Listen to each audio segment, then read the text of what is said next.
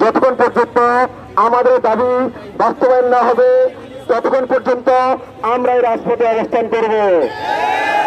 35 একটি যৌক্তিক দাবি, যে দাবিটি নিয়ে বিভিন্ন সময় বিভিন্ন সরকার আশ্বাস দিয়েছে, প্রতারণা করেছে, তালবাহানা করেছে, তামাশা করেছে।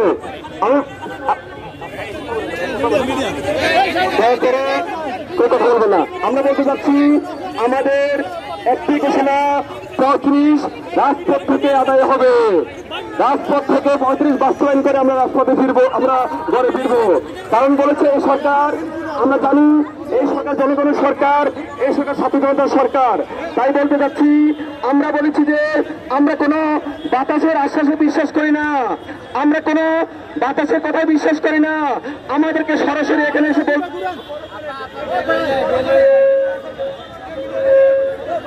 তাই বলতে চাচ্ছি যে আপনারা অপেক্ষা করেছেন, আপনারা অপেক্ষা থাকবেন, দয়া করে কেউ বিচ্ছিন্ন হবেন না।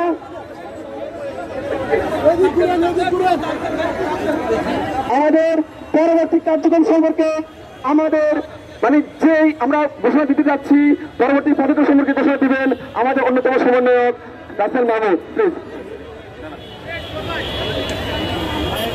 ভাই আপনার নাম, ভাই আপনার নামটা বলে একটু বলবেন।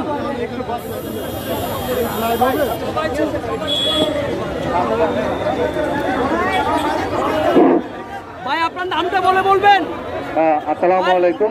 আপনাদের আমরা বাংলাদেশের 64 জেলা থেকে। ভাই আপনার নামটা বলে বলবেন। ভাই আপনার পরিচয়টা বলে তারপরে বলবেন।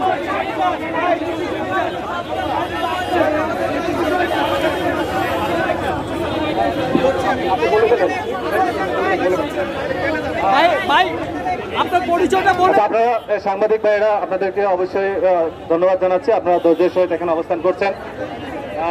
আমাদের 3টা পর্যন্ত একটা অবস্থান কর্মসূচির সময় ছিল, তো আমরা এখন পর্যন্ত চূড়ান্ত কোনো আশ্বাস পাই নাই।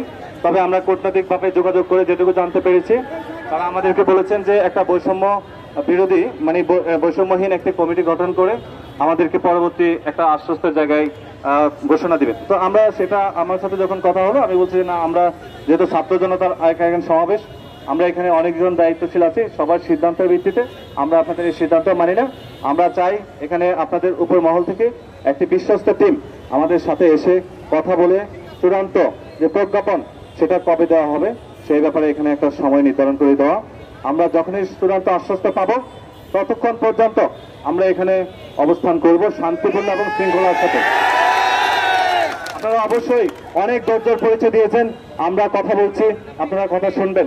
আপনারা যদি কথা না শুনেন, কেউ যদি বিশৃঙ্খলা করে, আমরা তাদের বিরুদ্ধে অ্যাকশনে যাব। আমরা একটা কমান্ডে চলছি, আমাদের বাংলাদেশ, নতুন বাংলাদেশ, আমাদের সরকার, নতুন যে সরকার, তারা আমাদেরকে এখানে এসে একটা প্রতিনিধি টিম ঘোষণা দেখ যে আমরা সময় চাচ্ছি বা আমরা সময় দিতে চাচ্ছি না, আমরা সম্মুখে কথা বলতে চাই। এটাই তো চাচ্ছেন আপনারা, তাই না? এখানে ওনারা আসবেন, আমাদেরকে কথা দিয়েছেন একটা টিম আসবেন। আমরা ততক্ষণ পর্যন্ত, আমরা চাই যতক্ষণ পর্যন্ত না আসবেন ততক্ষণ পর্যন্ত আমরা এখানে শান্তিপূর্ণ এবং শৃঙ্খলভাবে অবস্থান করব। আপনাদের সবাইকে ধন্যবাদ। আমাদের এই কর্মসূচি, এখানে অবস্থান কর্মসূচি 5টা পর্যন্ত চলমান থাকবে। আপনারা কেউ উচ্ছৃঙ্খল হবেন না, দয়া করে কেউ যদি উচ্ছৃঙ্খল হন এটা দায়ভার আপনি, আমরা না, ঠিক আছে? আমরা সুশৃঙ্খলভাবে অহিংসভাবে যে দাবি বাস্তবায়ন করা যায় সারা বাংলাদেশে, আমরা একটা রোল মডেল হিসাবে প্রতিষ্ঠিত হব যে না, অহিংসভাবে দাবি বাস্তবায়ন করা যায়। আপনাদের সবাইকে ধন্যবাদ। সবাই চতুর্পাশে শান্তিপূর্ণভাবে বসে যাবেন। শুধুমাত্র যে মেডিকেল থেকে যারা আসা যাওয়া করবেন তাদেরকে ছেড়ে দিবেন, বাকিদেরকে এখান থেকে যাওয়ার জন্য আপনারা অবশ্যই বুঝিয়ে শুনে চলে যেতে বলবেন। ধন্যবাদ সবাইকে। আপনারা অবশ্যই, আপনার নাম পরিচয়টা একবার দেন। আমার নাম হচ্ছে রাসেল আল মাহমুদ। ধন্যবাদ সবাইকে। একটু